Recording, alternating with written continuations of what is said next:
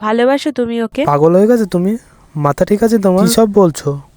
যেটা জিজ্ঞেস করছি সেটার উত্তর দাও। ভালোবাসো তুমি ওকে? এই ব্যাপারে আমরা পরে কথা বলবো। রাহুল, আমি কিচ্ছু শুনতে চাই না। তোমাকে যেটুকু বলছি সেটুকু বলো। তুমি কি ওকে ভালোবাসো, হ্যাঁ কি না?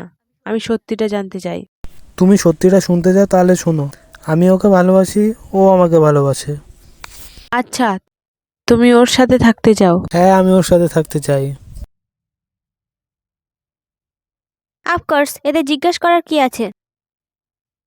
শুনেছো? এবার বুঝতে পেরেছো তো? আচ্ছা, তোমরা তাহলে একে অপরকে ভালোবাসো।